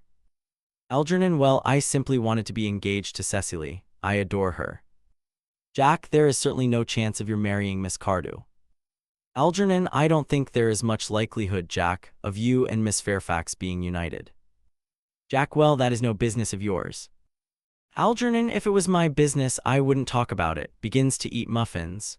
It is very vulgar to talk about one's business. Only people like stockbrokers do that, and then merely at dinner parties. Jack, how can you sit there calmly eating muffins when we are in this horrible trouble? I can't make out. You seem to me to be perfectly heartless. Algernon, well, I can't eat muffins in an agitated manner. The butter would probably get on my cuffs. One should always eat muffins quite calmly. It is the only way to eat them. Jack, I say it's perfectly heartless you're eating muffins at all, under the circumstances. Algernon, when I am in trouble, eating is the only thing that consoles me. Indeed, when I am in really great trouble, as anyone who knows me intimately will tell you, I refuse everything except food and drink. At the present moment, I am eating muffins because I am unhappy. Besides, I am particularly fond of muffins. Jack, well, that is no reason why you should eat them all in that greedy way. Algernon, I wish you would have tea cake instead. I don't like tea cake. Jack, good heavens, I suppose a man may eat his own muffins in his own garden. Algernon, but you have just said it was perfectly heartless to eat muffins.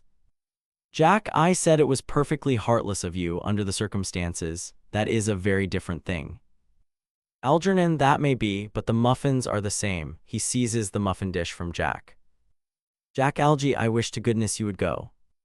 Algernon, you can't possibly ask me to go without having some dinner. It's absurd. I never go without my dinner. No one ever does except vegetarians and people like that. Besides, I have just made arrangements with Dr. Chasuble to be christened at 5:45 under the name of Ernest. Jack, my dear fellow, the sooner you give up that nonsense, the better. I made arrangements this morning with Dr. Chasuble to be christened myself at 5:30, and I naturally will take the name of Ernest. Gwendolen would wish it. We can't both be christened Ernest. It's absurd. Besides, I have a perfect right to be christened if I like. There's no evidence at all that I have ever been christened by anybody. I should think it extremely probable I never was, and so does Dr. Chasuble. It is entirely different in your case. You have been christened already. Algernon, yes, but I have not been christened for years. Jack, yes, but you have been christened. That is the important thing. Algernon, quite so I know my constitution can stand it. If you're not quite sure about your ever having been christened, I must say I think it rather dangerous you're venturing on it now. It might make you very unwell. You can hardly have forgotten that someone very closely connected with you was very nearly carried off this week in Paris by a severe chill. Jack, yes, but you said yourself that a severe chill was not hereditary. Algernon, it usn't to be, I know, but I dare say it is now. Science is always making wonderful improvements in things. Jack, oh, that is nonsense. You are always talking nonsense. Algernon, Jack, you are at the muffins again. I wish you wouldn't. There are only 2 left. I told you I was particularly fond of muffins. Jack, but I hate tea cake. Algernon, why on earth then do you allow tea cake to be served up for your guests? What ideas you have of hospitality. Jack, Algernon, I have already told you to go. I don't want you here. Why don't you go? Algernon, I haven't quite finished my tea yet, and there is still 1 muffin left. Jack groans and sinks into a chair. Algernon still continues eating. Egg drop.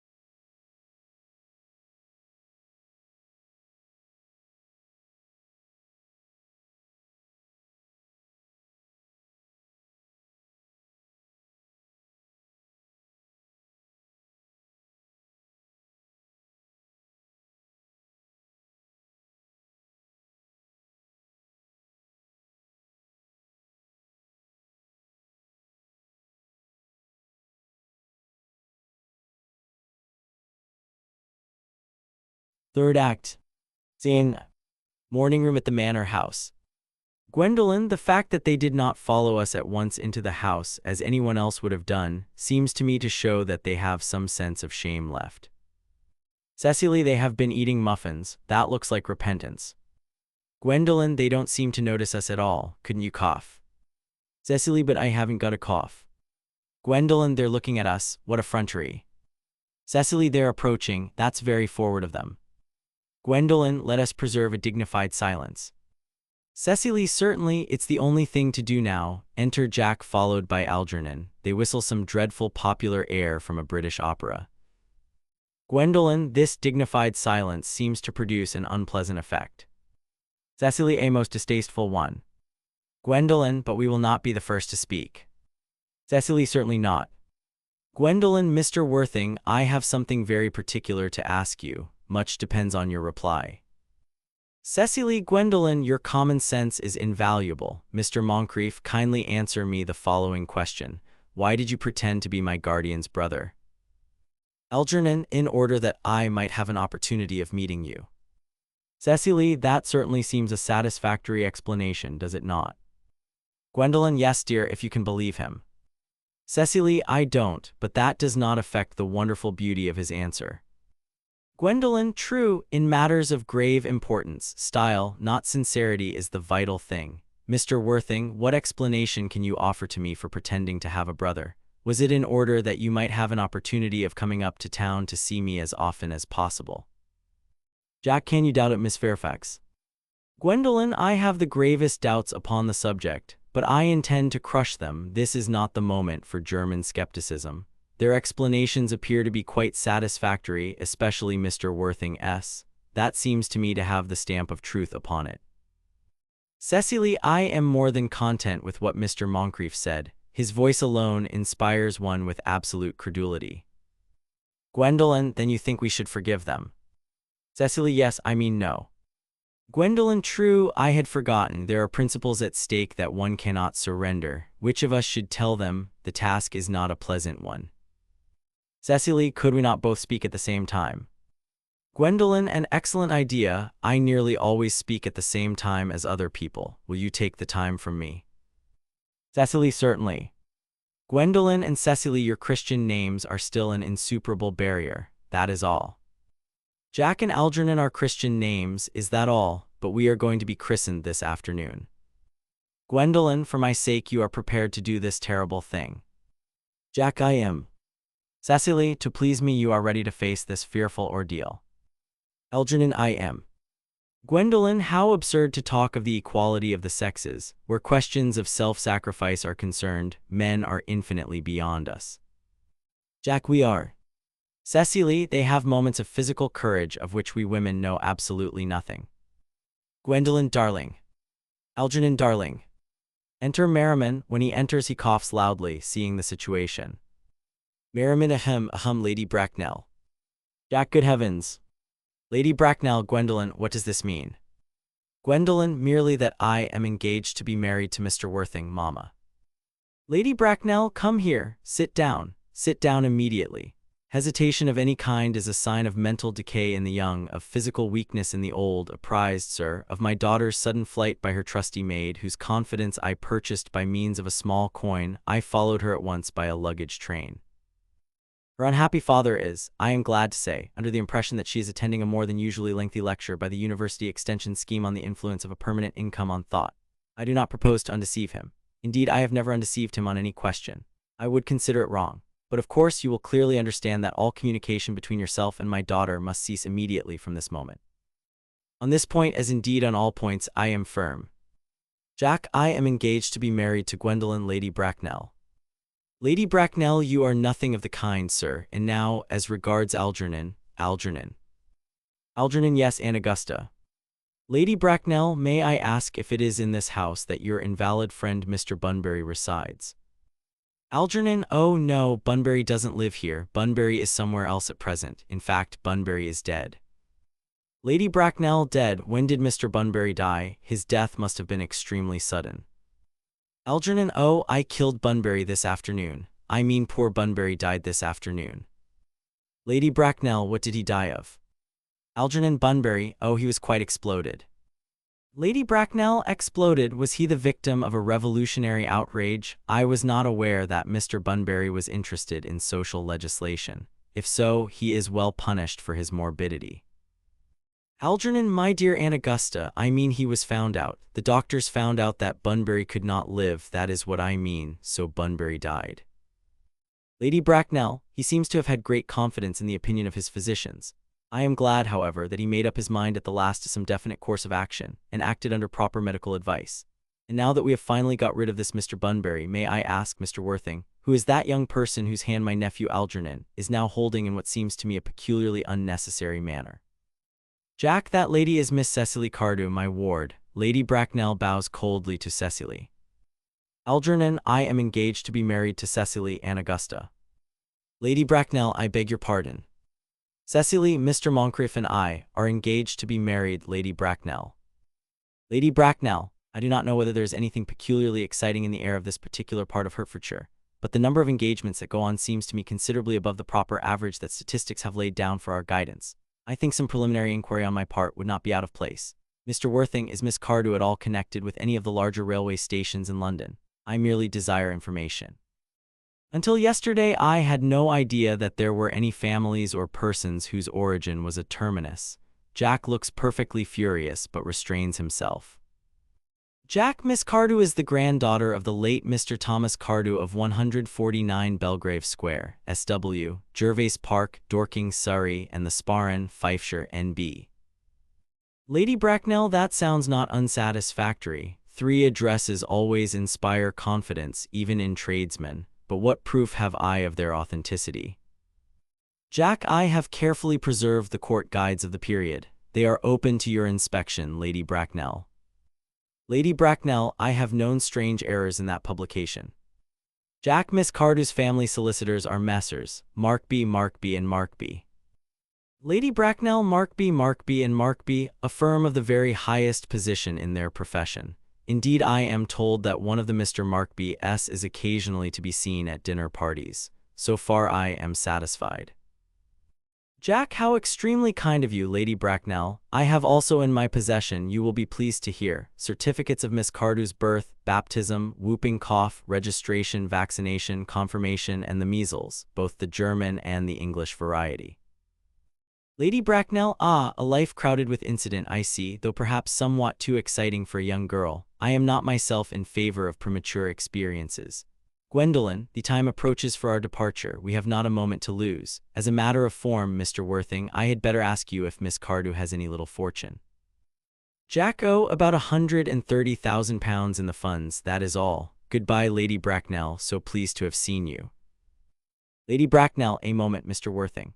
£130,000, and in the funds. Miss Cardew seems to me a most attractive young lady now that I look at her.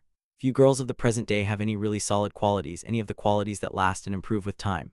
We live, I regret to say, in an age of surfaces. Come over here, dear. Pretty child, your dress is sadly simple, and your hair seems almost as nature might have left it. But we can soon alter all that. A thoroughly experienced French maid produces a really marvelous result in a very brief space of time.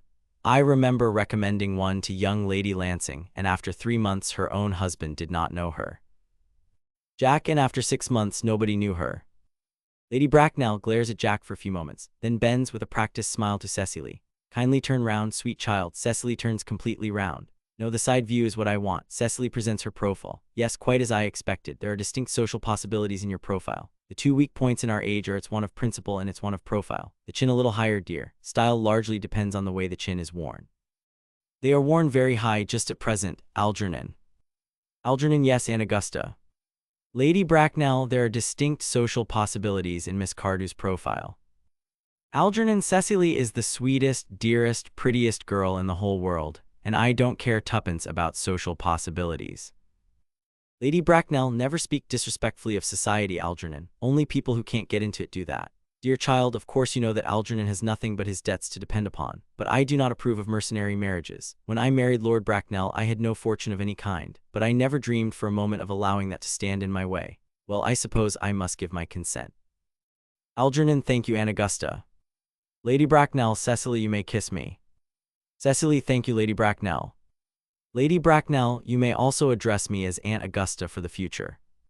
Cecily, thank you, Aunt Augusta. Lady Bracknell, the marriage, I think, had better take place quite soon. Algernon, thank you, Aunt Augusta. Cecily, thank you, Aunt Augusta. Lady Bracknell, to speak frankly, I am not in favor of long engagements. They give people the opportunity of finding out each other's character before marriage, which I think is never advisable. Jack, I beg your pardon for interrupting you, Lady Bracknell, but this engagement is quite out of the question. I am Miss Cardew's guardian, and she cannot marry without my consent until she comes of age. That consent I absolutely decline to give.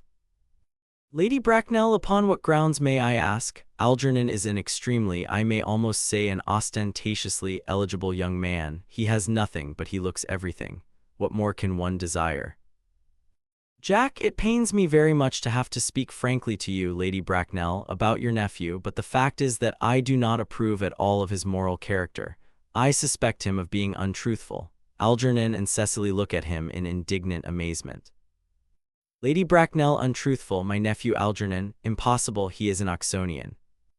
Jack, I fear there can be no possible doubt about the matter.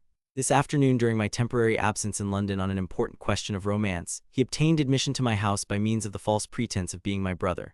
Under an assumed name he drank, I've just been informed by my butler, an entire pint bottle of my Perrier Jouet, Brut 89, wine I was specially reserving for myself. Continuing his disgraceful deception, he succeeded in the course of the afternoon in alienating the affections of my only ward. He subsequently stayed to tea and devoured every single muffin. And what makes his conduct all the more heartless is that he was perfectly well aware from the first that I have no brother, that I never had a brother, and that I don't intend to have a brother, not even of any kind. I distinctly told him so myself yesterday afternoon. Lady Bracknell, Mr. Worthing, after careful consideration I have decided entirely to overlook my nephew's conduct to you. Jack, that is very generous of you, Lady Bracknell. My own decision, however, is unalterable. I decline to give my consent. Lady Bracknell, come here, sweet child. How old are you, dear? Cecily, well, I am really only 18, but I always admit to 20 when I go to evening parties. Lady Bracknell, you are perfectly right in making some slight alteration. Indeed, no woman should ever be quite accurate about her age. It looks so calculating, 18, but admitting to 20 at evening parties. Well, it will not be very long before you are of age and free from the restraints of tutelage, so I don't think your guardian's consent is, after all, a matter of any importance. Jack, pray excuse me, Lady Bracknell, for interrupting you again, but it is only fair to tell you that according to the terms of her grandfather's will, Miss Cardew does not come legally of age till she is 35. Lady Bracknell, that does not seem to me to be a grave objection. 35 is a very attractive age. London society is full of women of the very highest birth who have, of their own free choice, remained 35 for years. Lady Dumbleton is an instance in point. To my own knowledge, she has been 35 ever since she arrived at the age of 40, which was many years ago now. I see no reason why our dear Cecily should not be even still more attractive at the age you mention than she is at present. There will be a large accumulation of property. Cecily, Algie, could you wait for me till I was 35? Algernon, of course I could, Cecily, you know I could. Cecily, yes, I felt it instinctively, but I couldn't wait all that time. I hate waiting even 5 minutes for anybody. It always makes me rather cross. I am not punctual myself, I know, but I do like punctuality in others, and waiting, even to be married, is quite out of the question. Algernon, then what is to be done, Cecily? Cecily, I don't know, Mr. Moncrieff.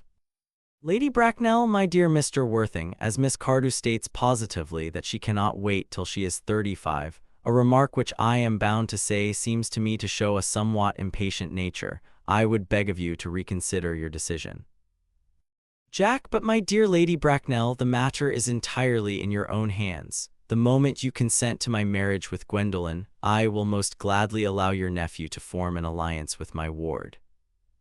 Lady Bracknell, you must be quite aware that what you propose is out of the question. Jack, then a passionate celibacy is all that any of us can look forward to. Lady Bracknell, that is not the destiny I propose for Gwendolen. Algernon, of course, can choose for himself. Come, dear, Gwendolen rises. We have already missed 5, if not 6, trains. To miss any more might expose us to comment on the platform. Chasuble, everything is quite ready for the christenings. Lady Bracknell, the christenings, sir, is not that somewhat premature? Chasuble, both these gentlemen have expressed a desire for immediate baptism. Lady Bracknell, at their age, the idea is grotesque and irreligious. Algernon, I forbid you to be baptized. I will not hear of such excesses. Lord Bracknell would be highly displeased if he learned that that was the way in which you wasted your time and money. Chasuble, am I to understand then that there are to be no christenings at all this afternoon? Jack, I don't think that, as things are now, it would be of much practical value to either of us, Dr. Chasuble. Chasuble, I am grieved to hear such sentiments from you, Mr. Worthing. They savor of the heretical views of the Anabaptists, views that I have completely refuted in 4 of my unpublished sermons. However, as your present mood seems to be one peculiarly secular, I will return to the church at once. Indeed, I have just been informed by the pew opener that for the last hour and a half Miss Prism has been waiting for me in the vestry. Lady Bracknell, Miss Prism, did I hear you mention a Miss Prism? Chasuble, yes, Lady Bracknell, I am on my way to join her. Lady Bracknell, pray allow me to detain you for a moment. This matter may prove to be one of vital importance to Lord Bracknell and myself. Is this Miss Prism a female of repellent aspect, remotely connected with education? Chasuble, she is the most cultivated of ladies, and the very picture of respectability. Lady Bracknell, it is obviously the same person. May I ask what position she holds in your household? Chasuble, I am a celibate, madam. Jack, Miss Prism, Lady Bracknell, has been for the last 3 years Miss Cardew's esteemed governess and valued companion. Lady Bracknell, in spite of what I hear of her, I must see her at once. Let her be sent for. Chasuble, she approaches, she is nigh. Miss Prism, I was told you expected me in the vestry, dear Canon. I have been waiting for you there for 1 hour and 3/4. Catches sight of Lady Bracknell, who has fixed her with a stony glare. Miss Prism grows pale and quails. She looks anxiously round as if desirous to escape. Lady Bracknell, Prism. Miss Prism bows her head in shame. Come here, Prism, Prism, where's that baby? General consternation. The Canon starts back in horror. Algernon and Jack pretend to be anxious to shield Cecily and Gwendolen from hearing the details of a terrible public scandal. 28 years ago, Prism, you left Lord Bracknell's house, number 104 Upper Grosvenor Street, in charge of a perambulator that contained a baby of the male sex. You never returned. A few weeks later, through the elaborate investigations of the Metropolitan Police, the perambulator was discovered at midnight, standing by itself in a remote corner of Bayswater. It contained the manuscript of a 3-volume novel of more than usually revolting sentimentality. Miss Prism starts in involuntary indignation. But the baby was not there. Prism, where is that baby? Miss Prism, Lady Bracknell, I admit with shame that I do not know. I only wish I did. The plain facts of the case are these. On the morning of the day you mention, a day that's forever branded on my memory, I prepared as usual to take the baby out in its perambulator. I had also with me a somewhat old, but capacious handbag in which I had intended to place the manuscript of a work of fiction that I had written during my few unoccupied hours. In a moment of mental abstraction for which I never can forgive myself, I deposited the manuscript in the bassinet and placed the baby in the handbag. Jack, but where did you deposit the handbag? Miss Prism, do not ask me, Mr. Worthing. Jack, Miss Prism, this is a matter of no small importance to me. I insist on knowing where you deposited the handbag that contained that infant. Miss Prism, I left it in the cloakroom of one of the larger railway stations in London. Jack, what railway station? Miss Prism, Victoria, the Brighton line. Jack, I must retire to my room for a moment. Gwendolen, wait here for me. Gwendolen, if you are not too long, I will wait here for you all my life. Exit Jack in great excitement. Chasuble, what do you think this means, Lady Bracknell? Lady Bracknell, I dare not even suspect, Dr. Chasuble. I need hardly tell you that in families of high position strange coincidences are not supposed to occur. They are hardly considered the thing. Noises heard overhead as if someone was throwing trunks about. Everyone looks up. Cecily, Uncle Jack seems strangely agitated. Chasuble, your guardian has a very emotional nature.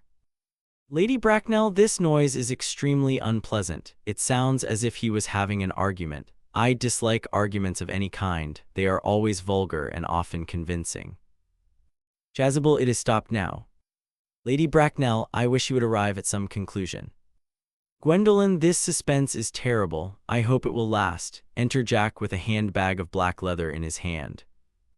Jack, is this the handbag, Miss Prism? Examine it carefully before you speak. The happiness of more than one life depends on your answer. Miss Prism, it seems to be mine. Yes, here's the injury it received through the upsetting of a Gower Street omnibus in younger and happier days. Here's the stain on the lining caused by the explosion of a temperance beverage, an incident that occurred at Leamington. And here on the lock are my initials. I had forgotten that in an extravagant mood I had them placed there. The bag is undoubtedly mine. I am delighted to have it so unexpectedly restored to me. It has been a great inconvenience being without it all these years. Jack, Miss Prism, more is restored to you than this handbag. I was the baby you placed in it. Miss Prism, you. Jack, yes, mother. Miss Prism, Mr. Worthing, I am unmarried. Jack, unmarried, I do not deny that is a serious blow. But after all, who has the right to cast a stone against one who has suffered? Cannot repentance wipe out an act of folly? Why should there be one law for men and another for women? Mother, I forgive you, tries to embrace her again. Miss Prism, Mr. Worthing, there is some error. Pointing to Lady Bracknell, there is the lady who can tell you who you really are.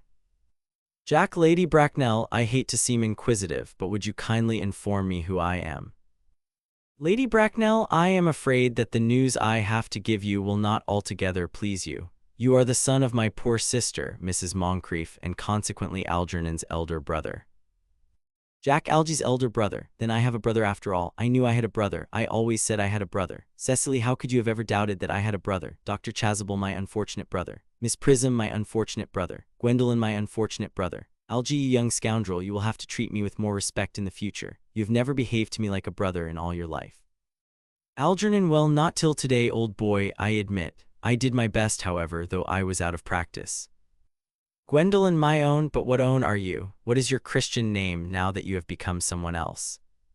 Jack, good heavens, I had quite forgotten that point. Your decision on the subject of my name is irrevocable, I suppose. Gwendolen, I never change, except in my affections.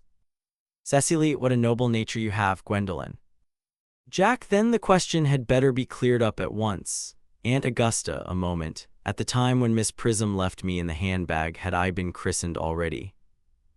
Lady Bracknell, every luxury that money could buy, including christening, had been lavished on you by your fond and doting parents. Jack, then I was christened, that is settled. Now what name was I given? Let me know the worst. Lady Bracknell, being the eldest son, you were naturally christened after your father. Jack, yes, but what was my father's Christian name? Lady Bracknell, I cannot at the present moment recall what the general's Christian name was, but I have no doubt he had one. He was eccentric, I admit, but only in later years, and that was the result of the Indian climate and marriage and indigestion and other things of that kind. Jack, Algy, can't you recollect what our father's Christian name was? Algernon, my dear boy, we were never even on speaking terms. He died before I was a year old. Jack, his name would appear in the army lists of the period, I suppose, Aunt Augusta.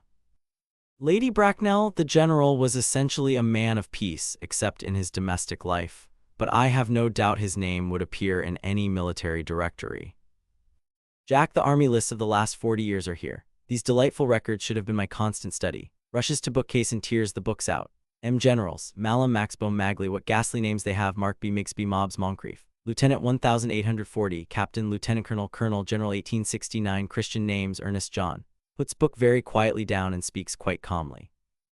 I always told you, Gwendolen, my name was Ernest, didn't I? Well, it is Ernest after all. I mean it naturally is Ernest.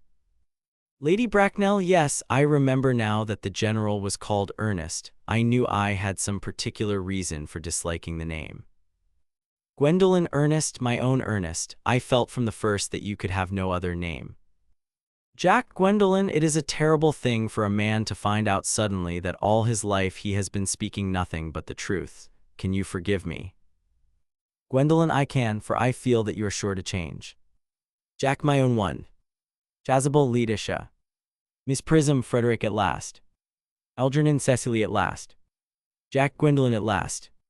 Lady Bracknell, my nephew, you seem to be displaying signs of triviality. Jack, on the contrary, Aunt Augusta, I've now realized for the first time in my life the vital importance of being earnest. Tableau.